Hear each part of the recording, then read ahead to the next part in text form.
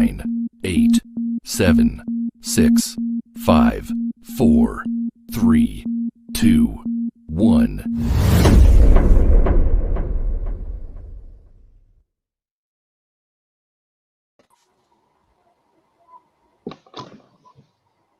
Cool. What's going on, Super Squad, and welcome back to our live breakdown of Amazon Prime's hit show, The Boys. My name is RJ, and as always, I'm joined by my co-host, Lou. What up, gang, gang? And Corey, with a K. Yo, what's up? And today we're going to be breaking down the season 2 finale of The Boys, entitled What I Know, and here to help us break it all the way down this week, we have a very special guest. Her name is Sharronda from Pair of Wait. She's one of my favorite content creators and film journalists. You're going to see, y'all will learn just how amazing she is when I add her to this live. Everybody, please welcome Sharronda from Pay or Wait. Woo! Hi, everybody. Thank you so much for coming on. I know you had like a busy week, and I know you've been working, pumping out content and doing interviews left and right. So I really appreciate you taking the time to come on this live to help us break down this crazy season finale. Thanks for having me. I feel like my background is trash. Everyone's background is so nice. I got empty picture frames, you know. we try to up the game a little bit here and there, you know. Lou started it with his little posters, and I had to go out and get me something from Amazon. Because your wall was way too plain. It was whack. It was whack. Yeah. It was whack. Yeah. So now Corey got his little purple Star Wars with his little lights and stuff. I don't know what you're talking about. No. I'm just not sure what you're talking about. I'm just not sure what you're talking about. Camera angle. Man. Showing out, man. But yeah, thank you for coming, Sharronda. So we're gonna jump right into it. So I want to talk about the opening scene. I'm gonna kick it to you. How did you feel about the whole PSA for what to do if you encounter a supervillain in your school? Because as we know, in the climate that we're in, gun control issues are a huge talking point, especially with this election coming up. So how did you feel about the boys' abilities to kind of incorporate what we're going through now into their world? Yeah, I really like that for the past couple of episodes. They've really been focusing on how you can use propaganda, how you can use social media to truly, like, almost to a certain extent, brainwash society, right? It's all in the images that we consume. We're constantly on our phones. We're constantly on the internet consuming video in some way, shape, or form. So I really do like how it's almost scary because it's the real life right now. This is literally what they are doing in real life. So I actually really enjoyed that portion, and it just really kind of makes you realize, like, hold up, am I being brainwashed right now? Like, should I be watching this? Yeah. Is this what they're trying to do? So I thought it was cool. I mean, it's not cool what they're doing. Yeah. But we got the idea behind it. Right. Yeah. It's funny you say that because it also made me think too, when we saw the guy who shot the clerk and I think it was at last episode, it kind of made me realize that, are we really being brainwashed? What did you think about that, Lou? I mean, in all sense of what was going on, we can all say that we are brainwashed in some way, form, or fashion. Because there's always social media, there's always commercials. Think about it, like when you see a commercial for a good movie, what's the first thing you think in your mind? Oh, I think I might go see that. Like, so when you come across these things every day and everything's pushed in your face and you start to believe some of this after a while because it's in your face so much. Yeah, exactly. Shayna said they all would have been a dead superhero if a villain came through. So Corey, I'll kick this to you. Do you think a government issued gun is enough to stop a supervillain? I don't think a government issued gun is enough, but maybe a Vought issued gun would be enough with like some special bullets. Yeah. But I mean, beyond that, no. think of like your differential equations teacher. Do you really feel like he'd be able to protect you guys against a supervillain?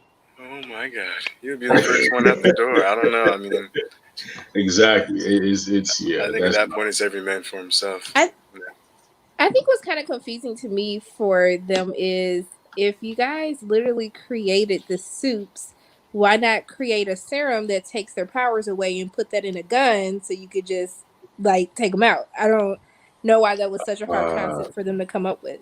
And who's to say they don't already have that? You know, Edgar. Yeah. He True. might have like a failsafe.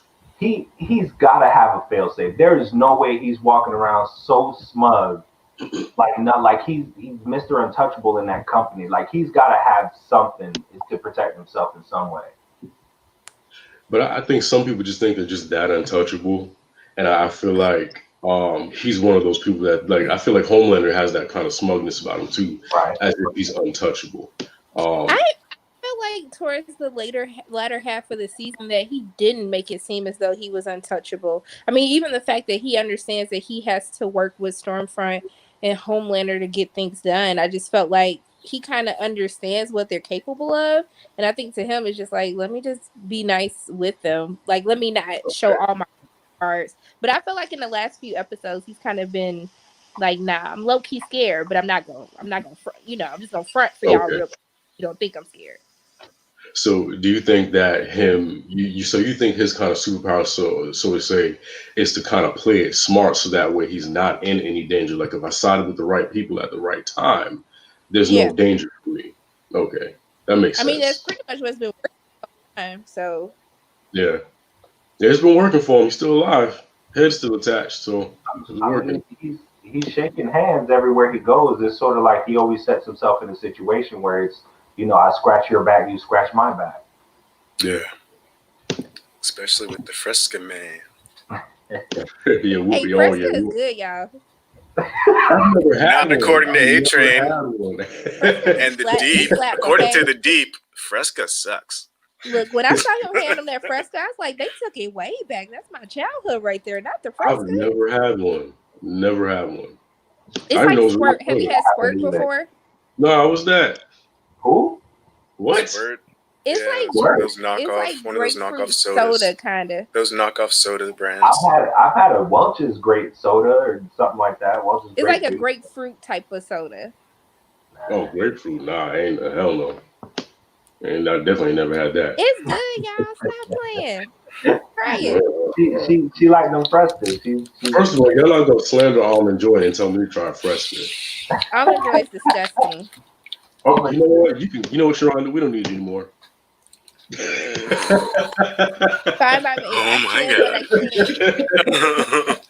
I'm sick of y'all slandering my Almond Joy every week, man. Y'all don't know that's the top tier candy. Let's move on while my feelings are still intact. So let's get to the boys and what they were going through. We kind of see Butcher, Frenchie, and Homelander. Butcher, Frenchie, Mother's Milk are ready to kill Homelander and Stormfront. We see they have these weapons and they're ready to go at this point. So how do you think that? How can I put it? The willingness and the readiness to jump into battle with Supes. How confident do they have to be in Frenchie's ability and Frenchie's weapons? And this goes back to what we were talking about these last couple of lives. Is Frenchie low key is the MVP, and I have to give it to Corey and Lou. I wasn't feeling Frenchie at first, but just their willingness and ready to go into battle against these Supes just shows how ready they are to end this whole VOT thing. So let's talk about what they were going through. As far as Rebecca showing up after Stormfront and Homelander's flew off Orion. So let's talk about that. How did you guys feel about the boys and what they went through for this episode, Lou? I liked it. I quite enjoyed it. They pretty much wrapped everything up. Like they were going through each person's story as I feel as the show progressed to this finale. So. I don't think it's more of they were confident in the fact that they can take down a Supe. I think it was more confident in the fact that, this is squad, this is gang, like we gonna ride with you till the wheels fall off. Like, it has nothing to do with whether they felt confident enough in Frenchie's ability. You know that they're confident in Frenchie's ability because they've been loyal to each other for this long. So they somewhat get an idea of what he's capable of. So at this point, it's more of a we going, if this is what you're trying to do, like we ride. It don't matter. Right. This is it. Yeah, it don't matter how it ends up. We ride. Okay, so let's go back to how the boys reacted to Butcher actually having a wife. And for me, just how they reacted when they saw him and Rebecca kissing or whatever. So let's talk about the relationship between Becca and Butcher and how just odd it was to see how odd it was for the boys to see him interact. What did you guys think of that, Corey? Yeah, so first of all, I just want to say, like, Rebecca was down for anything and everything. Like, she was about it. So, and I guess, like, being the wife of Butcher, you got to be. So, he taught her how to shoot and everything and all that jazz. So, that was pretty awesome. And the boys just accepted her. And the boys were actually down to kill everybody and anybody. All the soups were going down. He was like, we don't got to kill everybody. We just need to kill. He said, we just need to kill Stormfront and Homelander. So, but they had stuff to kill everybody, as you can see. As you can see, they were ready. Everybody could get it. So how did you feel, Sharronda, about the boys reacting to Butcher and his wife? Yeah, I think it's nice just to see Butcher be a human, and have a heart. And I think it was nice Butcher's been an asshole like for the past 2 seasons at this point. So to see the entire interaction, you're just like, oh, like you're like a normal person like everyone else. But anytime that they go into battle, I'd be like, yo, you gonna die, y'all. Like you gonna die. How you first of all, you couldn't even take down Homelander, and now you want to take down Homelander and Stormfront together? Like, stop it, y'all. Just know your strengths. Exactly. I guess for me, I feel like it's kind of like when you're a kid and you see your teacher outside of school for the first time, and it's like weird. It's like seeing, like, it's odd. It just doesn't seem natural. So when they saw this, Butcher, who's known for being this asshole, he has a wife, he kissed her, and it's just, I guess their reaction to me was just funny because to me, it just reminds you seeing your teacher out of school for the first time as a kid. It just seems completely unnatural. So we're going to move on and we're going to talk about Butcher's meeting with Edgar. So he meets with Edgar and he's talking about how Ryan was a contingency plan. And he kind of calls out Edgar for turning Homelander and Stormfront into America's sweetheart. And we kind of see him, kind of confront him. And Edgar states that this is, as we were talking earlier, this is literally just business. And Butcher kind of has a heart to heart with him. Not a heart to heart, but he kind of calls him out and says, yo, like, it don't bother you that she's a Nazi? So what do you think of, I want to ask you guys personally, would you be able to put your personal feelings aside and work with a Nazi for the good of your business? So let's kick it to Sharronda. Let me tell y'all something. Y'all work with racist people every single day, okay? It be the people like, hey, how you doing?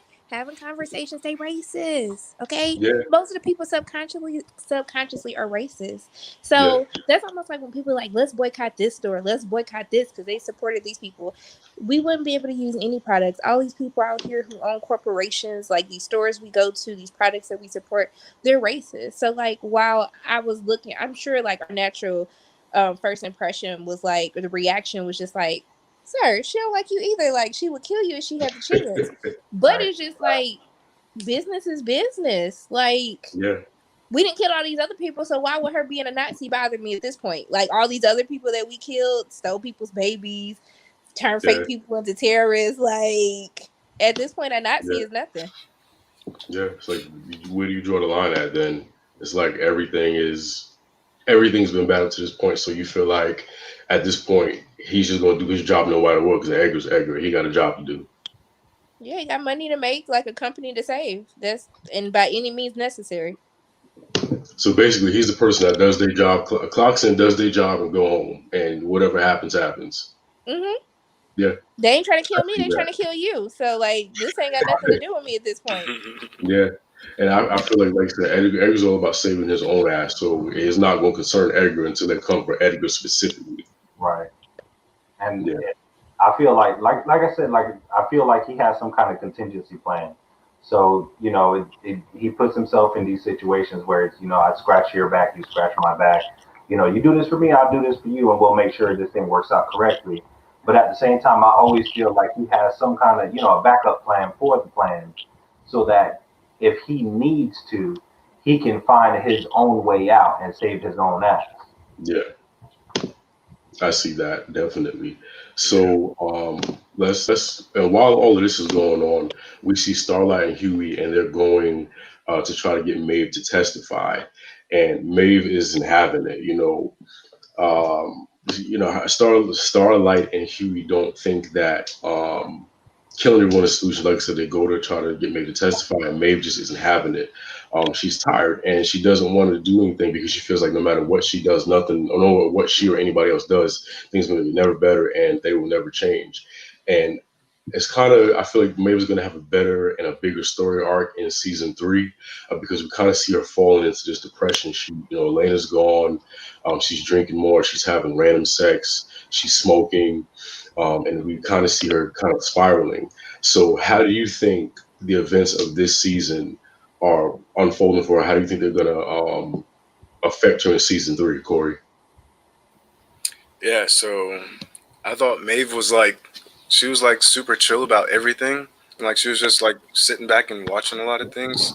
Yeah. But she was just in a depressed state, And when she finally got out of that, that's when she snapped to it, because at the first sight of Huey, she was like, "Is this is this who you brought me?" She said, "I can snap you like a twig or something, right?" What did she call him, a twink or something? Yeah, she called him a twink. He's like, "You're more of a twink in person." That's crazy, right? That's really her first impression, and she's just like, "Fuck this guy." Basically, over it, man. She's over it. She was over everything.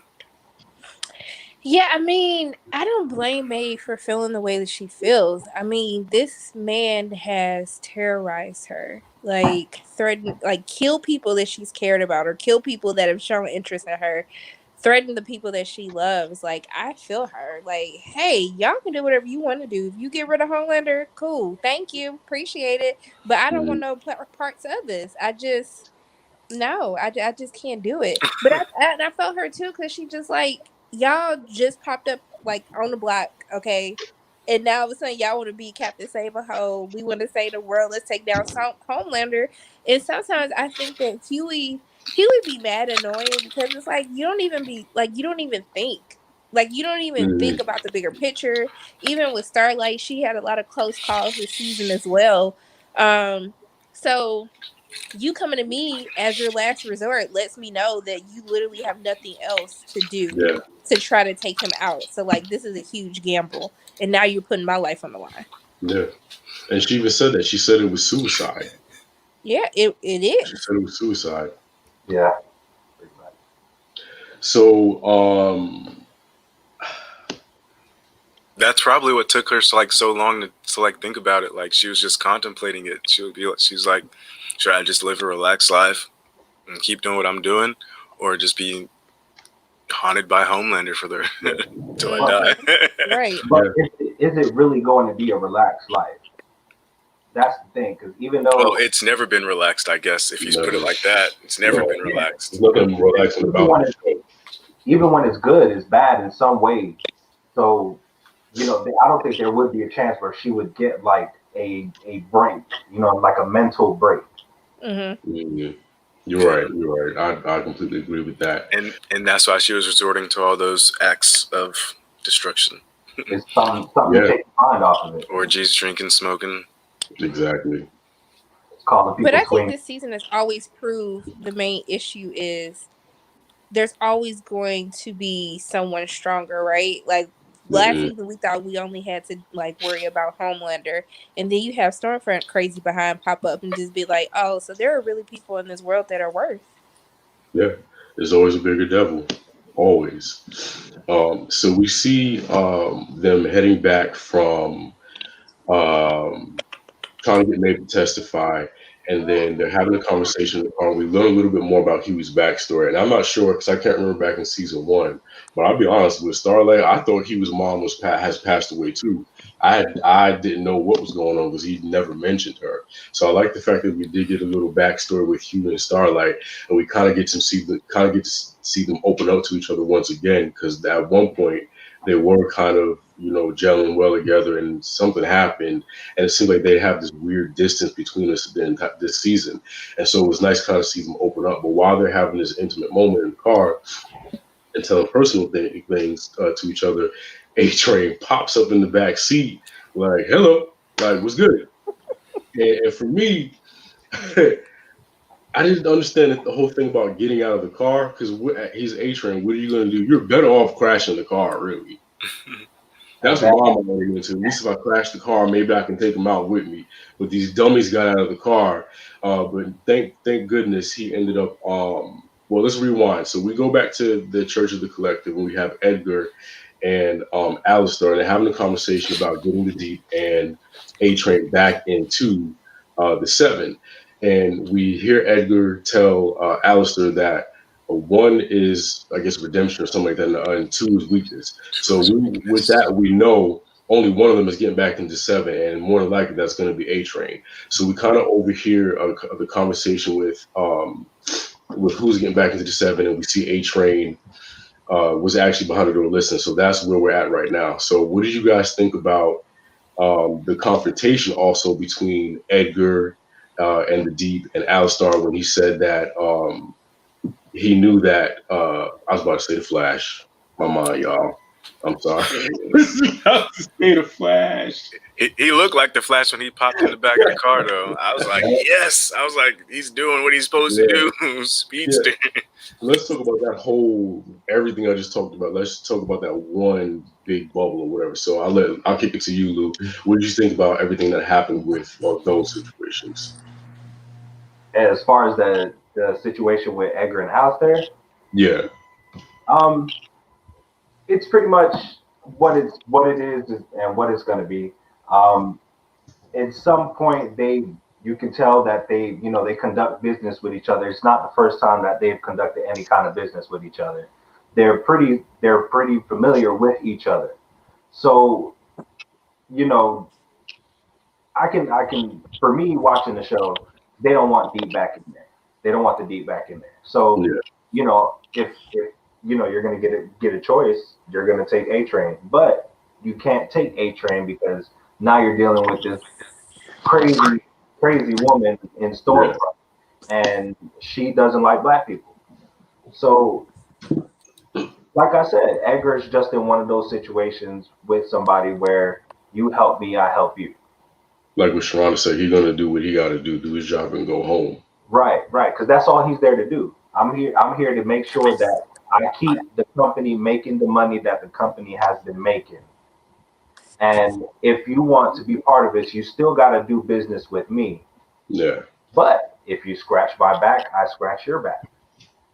And one thing I do want to add is that what I like about the boys is that they're very good at this long-term storytelling, because we knew someone was embedded with someone, we just really didn't know who.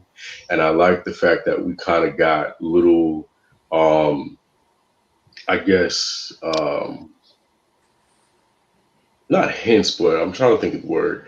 Basically, I like the fact that we get these little things revealed to us as the season goes on. I really enjoy their long-term storytelling in terms of being able to kind of link these entities together, because we had a feeling that Vought was in bed with the Church of the Collective, but I like how they're really good at linking things together. So Sharronda, what did you think about the way they were able to link these two entities together? Yeah, I mean, I wish they would have, I don't know. I wish the Church of the Collective would have been a little bit more menacing than what it actually really was. Yeah. And I don't know. I just kind of felt like they were there, and I felt like they were really building up to something big, kind of to what they hinted towards with the whole thing with Starlight in first season when she was with the little fake Jesus dude. I just thought that it was going to be a little bit bigger, but I mean, I still like how everything played out. And let's be honest, what does the Deep do? What is same thing Aquaman does? Nothing. He's just gonna throw fish at you? I mean, I'm always picking A-Train. Anyway. So what was his use? Where did his usefulness come in at? I don't know. Unless they were fighting somebody overseas or something, I just don't see how the deep would be useful in any way, shape, or form in battle. Yeah, and for that matter, I think me and Corey had touched on this earlier today when we were talking about the show. It just seems like everybody's power is so linear. And if you watch Avatar: The Last Airbender, you see that bending actually evolves as time goes on. People's powers grow to learn to do new things with them. What I'm noticing with the boys is that everybody's power is so linear. So it's not like Deep can control like actual water. He just can swim and breathe underwater. And I think that's kind of where it limits his power because he really can't do anything unless you're in the ocean. So even when you're in the ocean, he can't really do anything. He was certified. He's gonna throw a couple sharks your way. Hey, go get it. You know what I mean? But he really can't do that while he's pointless. Yeah, he's definitely one of those pointless superheroes. But so we end up seeing A-Train give not Stormlight, what the hell's her name? Starlight. Starlight and Huey. I've been doing this every show. I've been saying Homestar. Hold on, we got a new character? Yeah, I've been doing this every show. I can never get the names right. I don't know what's wrong with me. So we see Starlight get the information from A-Train that Stormfront is Nazi, and that's when the boys end up enacting their. That's when the boys realize that they can rescue Ryan, who's actually in a cabin in Rochester or whatever with his dad. So let's get into that. I want to talk about Homelander's being a father. Now, what I don't like about this episode was I kind of had to catch myself because it upset me in a way because I started to see Homelander as a human and it bothered me because you know how I feel about Homelander. I feel like he's trash. I feel like he's a terrible person. I feel like he's a monster. But seeing him really trying to connect with his son humanized him. And it kind of made me realize that Stormfront is a problem. Stormfront is a problem, let's be honest. But I feel like Homelander would be a better father if Stormfront wasn't so abrasive in her, making him be a father. How do y'all feel about his relationship with Ryan? I can't get past him throwing the kid off the roof. Like, I just can't get past that. It started there. Yeah, He's new. He doesn't know any better. It doesn't matter though. I mean, he's a very complex character. We learned about his upbringing and why he is the way that he is due to the testing that the company was doing on him. But I think after a certain point in time, you have to make a choice for yourself if you just want to be a better person. And I don't know, it was just weird. Like after him throwing him off the roof, I just couldn't care anymore. And then really, he's so easily influenced. Because if you just met Stormfront and she was able to influence you to do whatever she wanted you to do, like he's just very impressionable. He's almost like a child himself, basically. Yeah, but I feel like this episode did a good job of at least trying to humanize him and not, keeping him the humongous, gigantic asshole that he is. Because even when he's sitting down and he's trying to comfort Ryan, and when Ryan was having a tough time with all the people in the restaurant, and he flew him away, like I think that was him trying to comfort him. That was him showing he has somewhat of a heart. Yeah, that was a good moment. But I think like whenever he was trying to console him with the laser beams and stuff, like shooting the laser beams at the little toy, and then when Stormfront was interjecting with like the white supremacy and like I was like, I just say she's like white like what did she say? It was like white genocide. I was like, are you serious? Homelander didn't say anything though, so like but you know what? The way he looked at her though. Yeah, he did have a look, but then he was like, "Yeah, so buddy, let's just try this over here." But it was the look for me. It was the look for me. Yeah. But I felt like, and also I felt like the fact that he looked at her like, "You talking about?" I felt like that to me gave Homelander another layer in his character. Yes, he's being brainwashed. Yes, he's being convinced. But I feel like a light clicked in her head, in his head, when she said that, like, she may not be all here in her brain. but I definitely I liked the whole interaction with him and Ryan.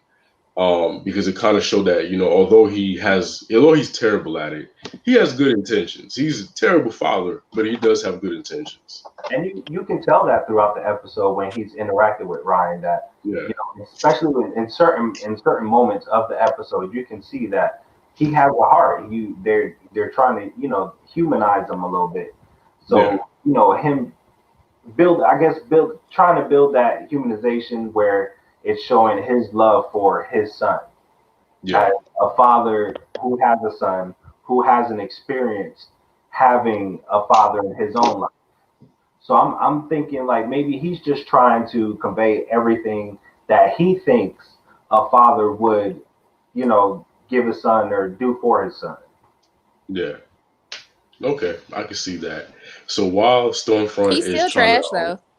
he Yeah, is, While he's y'all saying all these good, he's still trash. He dunked his he's I trash. just wanted to bring it back to what mattered. He trash. Homelander will forever be dunked. Trying to say, stay focused. He's I'm like, that trash. was cute that y'all humanized him for a moment, but he trash. The culmination. Don't blame us. Blame the writers because they the one trying to make him seem like a good person. So while Stormfront is spreading her white lies, we see Stormfront's phone go off, and apparently that's when the boys enacted the plan I was talking about earlier, where they leaked her Nazi photos that Adrian had given to them. We see Frenchie set off a loud sound to lure Homelander away from the cabin. Rebecca and Butcher go to save Ryan. Butcher ends up changing plans and confessing that he was going to leak. Not leak. He was going to let the CIA take Ryan away. Homelander kills Vought SWAT team, and Mother's Milk runs off with Becca and Stormfront. And Stormfront just blasts the car away. So this is a lot to talk about, y'all. And this was probably my favorite. We're getting to the meat of the episode. So let's just lay it out. Shit pops off. It pops off, and we see Stormfront show up, blast the car around, and Knuck If You Buck starts playing. Right. And Maeve walks up and was like, "Yo, what's good?" And they just jump her. They straight jump her. Lace up the Timbs, and they just start stomping on her. So let's just get into everything I just talked about. Sharronda, I know you got a lot to say about Stormfront getting stomped and crip walked on. Let's kick it to you. Baby, she got them brakes beat off of her. She got that racism beat off of her. Okay? She got stomp. Like, stomp. Okay? I was like, yes, this is the content that I am here for. Okay? Every time you said white genocide, every time that you killed a person of color, you got stomped, okay? To the hell that you deserve to be at. And I was here for it. I was like, yes, ladies, beat her. Yep, girls get it done. Like Shayna said, I love that. I don't think there was a black person watching that. Frenchie said that. Oh, get her. Frenchie said that. Because the boys kept getting knocked back, like they couldn't do anything with their little guns. And then Frenchie said, girls do get it done. So I enjoyed it, man. What'd you think about that, Lou? I loved it, man. I love that whole scene. I love the whole girl power moment where they all clicked up and started beating her down. And I'm sitting there, me and my wife both are sitting there like, yes, do it. And then towards the end, she flies away and we're like, oh no. Yeah, nobody can get her. But the fact that even when she thought that she had them beat, Queen Maeve came out of nowhere and started dropping bows on her. I got a question. But I do want to point out the part that did it for me was when Mother's Milk, Frenchie, and Hugh. Yeah, that's the name, Hugh. Yeah. You notice Hugh was out there busting guns too now. Yeah. He finally nutted up. He was out there, and I noticed that I was like, "Yo, he was out there shooting too. Let's go!" The whole season, it's lit. It gets you in there. My question is, okay, so Maeve can't fly. How the hell she get there? She jumps, super jumps, like the Incredible Hulk. Yeah, but we didn't hear her. We didn't hear no doof, nothing. You don't gotta hear it. She's a ninja. That's all she can do. Just leave her alone, man. Nah, man. The writers Leave her gonna have to alone. explain that. She can't She's gonna fly. go get They did Rebecca. explain They're it. gonna have to Like one explain of her that. powers is like in like super jumping. Like Is I'm it super serious. quietness too? Because she didn't make no I noise in her can pull it landing. up for you right now. She wasn't supposed to make no noise. That was the thing. She was supposed to come in and just boom, like you know what I'm saying? She got there too quick though. Like she literally was behind Stormfront. She's like, "Where did you come from?" And then just bow. I mean, in my thinking, I would think that she was, she thought about the whole conversation that Starlight had with her, and Yeah. I guess I don't know if she knew the plan or maybe she just happened to be following, Stormfront or whatever the case may be. But she did get there kind of fast. But even though I was there for it, like get there. I was just happy she was stomping. Yes, they was out there stomping, like getting it in. I had to think about it a second time. Because I watched that beatdown a couple times, man. I was like, how did she get there? I don't know. For me, that was just probably the most enjoyable part of season 2 because I felt like we've been waiting for somebody to get her ass for a while now, and just to see her get script walked on, to see them doing a heel toe all over her back, move over, let Mary stomp him. It's just to see that to me. I don't know that just it blessed my soul, man. Glory be to God. I just loved it. Man, they should some facts. They should have spray painted. Look at that, Reggie. Can you see that? Let me see what you're talking about now. I can't see it. Okay. Queen Maeve. Superhuman jumping. Powers is stupid. Right, but they have a breakdown of everybody actually, so you can go through and click on it. So I'm not going through nothing. They need to write better. That was stupid. She just teleported and shit. That was dumb. She came out of nowhere. So yeah, we see Stormfront fly away after getting. Oh, let's also want to talk about. I knew it was a wrap when Kamiko started laughing. That's how I knew it was about to be some shit. When she said, oh yeah, I knew shit was about to pop off when Kamiko started that laugh. But so we see Stormfront fly away after she got jumped, and she flies to Rebecca, Butcher, and Ryan because they're trying to get away and get Rebecca to safety, and she ends up attacking Rebecca and almost actually, you didn't get a chance to kill her because Ryan did, but Ryan ends up blasting a whole. His, I guess, he fried her. It wasn't a concentrated beam, right? Yeah, he fried it because it was just like a full-on blast. It wasn't like a Cyclops. Yeah, no, I think it was more. I think it was more of a flash than a concentrated, beam. Yeah, because it wasn't focused, obviously, so it was out of focus. But it was enough to take her out. Right. Yeah. I don't know how she took lasers. Like her tits are impervious to lasers, but everything else is not. So I guess that's how it works. But who's to say that Ryan is not stronger than Homelander? He's the contingency plan. Yeah. He's natural so born. He's been stronger. So how did you guys feel about Rebecca having to, or Ryan killing Rebecca? How do you think that will affect him later on? I'm sorry, is the banner moving? Because I tried to take it off, but it's still showing on my screen. I can't see a banner. Okay, there it goes. It's going now. All right. But I don't think, like, personally, it is going to affect him because he's going to always think it's his fault, naturally. Yeah. But, as with her dying words, as she promised Butcher, made Butcher promise her, just don't let him think it was his fault, Yeah. And that's all she can hope for and pray for and wish for. So that's crazy. But at the end of the day, you gotta kind of understand that even no matter how much a person might talk to you and tell you that it's not your fault, you were just trying to protect her. Like in the back of your mind, you're always thinking damn, if it wasn't for me, my mom would still be here. It's gonna always be there, that doubt of thinking you're not good enough or something. Right. And I think that's actually gonna scare him from trying to use his powers in the future too. Mm. Can I be honest though? That kid was already messed up before he killed his mama. He's already messed up. his daddy threw him off the roof. Come on now. He was sorry start. You wasn't coming back from that regardless, okay? I think he would be more messed up at the fact that he got taken mad on at his mom before, that boy messed up. We're gonna pray for him. We're gonna keep him in our prayers. He, like you said, he was mad at his mom before, he killed her. I think that would mess him up more. That's gonna ruin him more, because even when he saw her, he finally, he was like, "I'm sorry for everything I said," and all of this stuff.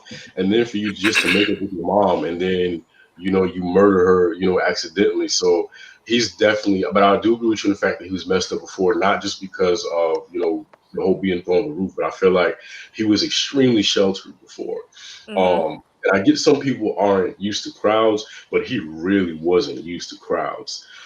So I feel like he was messed up before, and I feel like all this is doing is kind of going to snowball an avalanche, and we're going to see him come back probably later on, and I feel like he's going to be worse because of everything that happened to him. So it's going to have some therapy issues to work out. I can guarantee that. So, but at least he's going to go to the therapist, making sure he's not a cunt. So that'll be all right. Man, but you told him don't be a cunt. As long as he's not a cunt, right? Everything's good to go. I feel like everybody in the show needs some form of therapy, especially Maeve. I can't wait to see where she goes in season 3, but everybody on this show definitely needs some therapy. So all of this happens, and we kind of see the fallout after. Well, no. So Maeve shows up once again, teleporting. No one heard her jump. So Maeve shows up out of nowhere with her new teleportation powers, and she blackmails Homelander. And Homelander said, "Well, if you do that, I'll kill everyone and everything." And at the second time I watched it, I had to sit back and think about that line again. Once you show the internet something, it's on the internet forever. So I don't think he meant, "Oh, I'll kill whoever you show it to." This man was ready to destroy the entire world and anybody who opposed him. This was about to be Superman in not Young Justice. What's the comic? Lord, what is it? But it would have just been like that cutscene. Yeah. It would have just been like that cutscene at the rally. At the rally they were having it like protesting against him when he tried to laser through everybody. Right. Lasers didn't quite make it through everybody. He's just still that's crazy. But he's willing to kill the whole world though. Yeah. And that speaks to how just psychotic this man is. He would literally kill the world if that footage got out. But I think when Maeve countered that and she said, this will make sure I'm fine with that, but no one will ever love you again. And he had the Homelander chance, going on in his head.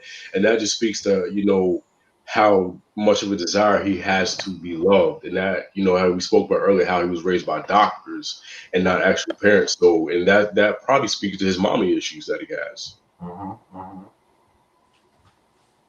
All ties it together. Sharronda ain't trying to hear nothing. I ain't even trying to play devil's advocate. I'm just telling you what the writers and he just needs to be loved. He just needs love. He trash. He's misunderstood. He is misunderstood. Trash. But I feel like he's about to have a redemption arc. I feel like he's gonna have a redemption arc. Tell him I said bye to that redemption arc. I sincerely doubt any kind of redemption arc for Homelander. I feel Homelander is the biggest dick in the world. You see, he needed approval whenever he was doing that stuff for his son. He was like, "Did I do it, Stonefront? Did I? Right? Yeah. Did I do it?" He was always looking for her approval, and that he wants to remain on that pedestal that these people have put him on, or who what he thinks he's been put on. He wants to stay there, so he's going to do everything for it. Listen, y'all don't convince me like Frenchie. Y'all gonna forgive Homelander eventually. We're gonna trash though. He's trash.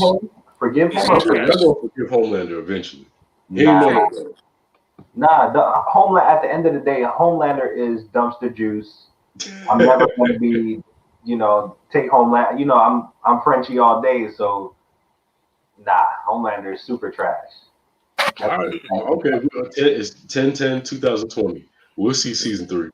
Frenchie We'll still see. getting on my nerves for not laying down on the stretcher. You had one job, just lay down. Yeah. You had one job. I'm That's still, all he I had still to haven't gotten do. past that. That's all he had to do. Yeah, he was mean mugging so bad. He's like, Fred, all right, we'll see though. 10/10/2020, 8:54 p.m. We'll see. So we see the fallout, and so Homelander goes and he apologizes to Stormfront publicly, and he kind of throws Stormfront under the bus and says that she was the reason for the espionage and all that stuff, and she has Nazi ties, and they said they have her, I guess, put away somewhere. So she's not dead. Her arms are gone. Her legs are gone. Right? She's just fried. She doesn't have any regenerative powers, right? That we know of. I don't even know. we know of. Well, if you think about it, when I she mean, got she she has got to. When lasered she out got her her boobs chest. got lasered, Yeah, yeah. yeah, yeah. Oh, Oh okay. So they yeah, might she go back. does. Ooh.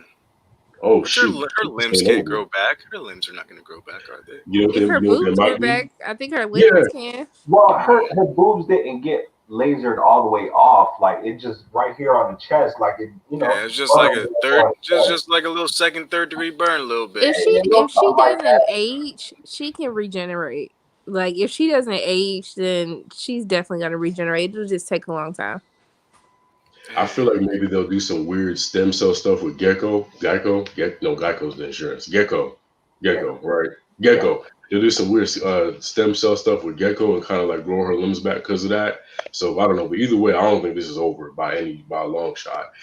They said they have her subdued, but it's not over. I really don't think so either. I think some way she's there. She's gonna come back. She's not gonna be. She already wasn't right in the head, but if she does come back after she regenerates or whatever they're gonna do, I still don't think that she's gonna be anywhere near what she was. She's not. Yeah. But I think, even if she may not be that powerful, I feel like she'll be a little bit more ruthless now. I feel like because the secret's out. So at this point, she's really just going to be 10 times worse than what she already was. Do you think she's gonna become the first great supervillain in the show? Because every quote unquote superhero has their arch nemesis. You got Batman with Joker, Superman with Doomsday, and the list goes on and on. So do you think that maybe if not next season, the season after that, if they got it coming out, maybe she becomes that first great. You got your answer. Shane doesn't have his brain is fried though. You got your answer, my friend. I think if she comes out, it'll be more political. Like I think she will get like create an organization and have other like-minded people behind her. Okay, group of racists. Mm-hmm. So no redemption arc for her either, huh? No, she trashed you. Sharronda just don't forgive nobody. Mm-mm. No, I'm blaming. She's a racist. So If Homelander is the trash bag, Stormfront is the trash can. Yeah, pretty much. She was there before him. Yeah. I agree. Okay. So like I said, we're seeing the fallout now. We see A Train is let back into the 7, and poor the Deep, man. Deep is literally like the Meg Griffin of the 7. He's happy. He's thinking he's about to get in, and Alistair just crushes his world. And he kind of goes off on him. He says, he was like, we can get you level 7. Don't worry about the 7. He's like, man, I'm not paying for no more courses. This man signed over his bank account. Anytime you join a religion that tells you to sign over your bank account, you're in a cult. I'm finding you really toxic right now. I'm finding you a really toxic personality. Yeah. Like what? So what do you guys think? So do you guys think that Deep is going to wake up and realize that he's in a cult now? Or do you think that he's going to calm down and, stay with the Church of the Collective? Or do you think him not getting back into the 7 will be the catalyst for him trying to take down the Church of the Collective? Sharronda?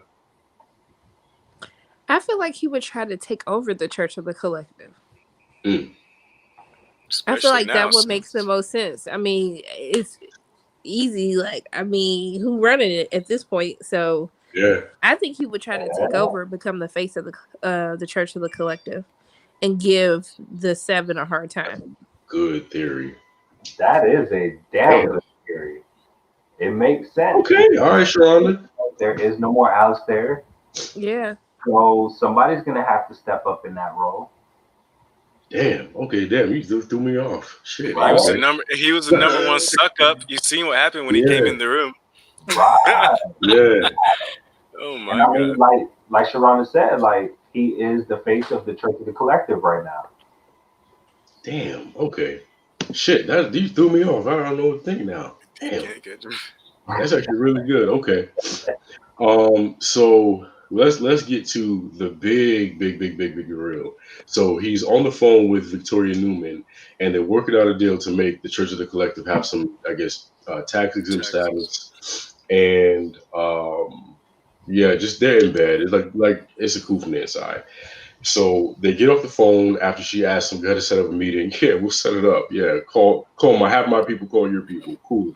The man pops open the fresca, and as soon as it goes, his head explodes, and we see a shot of Victoria Newman, and her eyes are white, and clearly she's blown this man's head off. I'll have to say this. I give her props because she's one hell of an actress, Victoria Newman. Yes. When she was in that the Congress Courtroom. hearing, screaming, and just acting the fool. You got to be committed as hell to your call in order to act like that. She did good. She was doing all that. She was doing all that while she was still popping people's heads. Yeah. And it was all a strategy too. Like the people she killed, who she killed. Who she killed. It was all a strategy to throw everybody off because the government's thrown off at this point too. If you go back to the beginning of the movie when they were meeting for the funerals of all the judges, Yeah. like the guy, he was like, yeah, like nobody knows what happened, so they're just gonna blame it on Val, and she's just blaming it like she's the perfect strategist.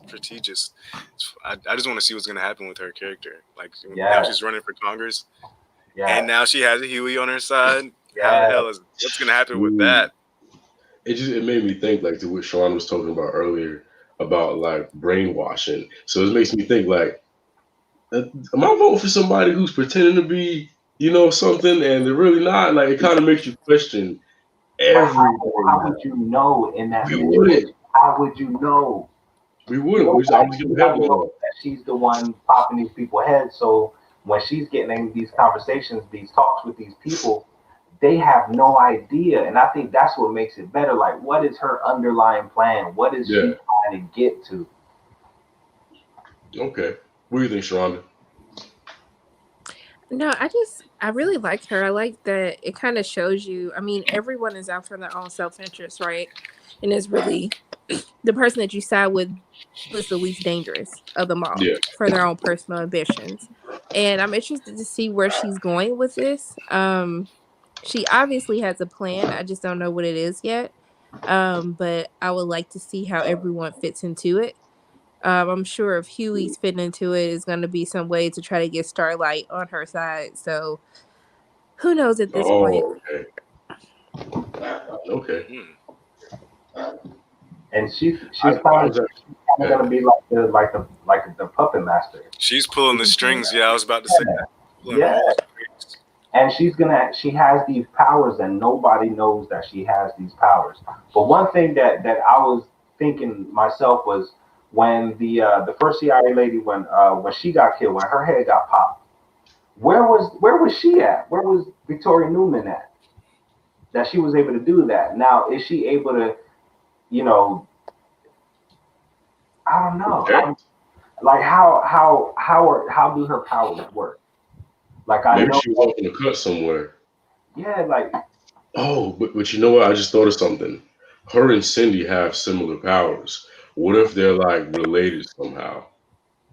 Because remember, at first I thought she was the one popping heads. So what if it's a situation where, because that's all Vought. She's secretly probably working for Vought. Maybe there's a situation where one got in prison and one got let live their life, and now the wheels are turning. Where my check at, the boys? Yeah, okay, they're related. They're related. That's my official theory. I said it here first. 10/10/2020, 9:03 p.m. They're related. I'm calling it season 3. It will come to fruit. Ooh. So that's basically what happened. So I want to go around and get everybody's overall thoughts about the season and where you think season 3 is going to go. Let's start with Corey. We'll save you for last, Sharronda. Man, it can can go numerous ways. I mean, the possibilities are vast. I mean, there's a lot to play with all the characters because I mean they're all splitting up, right? But they do have the ability to come back and still work for the CIA under Mallory. So there's that choice they can make. I mean, Huey's Yeah. obviously not making that choice, so there's that. Um, but I'm pretty sure the gang will all get back together and they'll be working for Mallory. I mean, as long as Mother's Milk can get home and see his family every now and then, it'll be all right, right? Yeah. Okay. Luke? I think just the whole season in general, I like the way they built up everybody's story. They built you to the climax that was that season finale. Um, I'm interested to see how the Ryan story goes, if they're going to continue with that in this next season. I'm definitely very interested in the whole Victoria Newman story and how they're going to incorporate this new suit into everything that's going on, because before this she's had a role, but it was somewhat of a minor role in what was going on. So now to the point where she's going to be playing puppet master. She's going to be pulling strings. Now she's got Huey.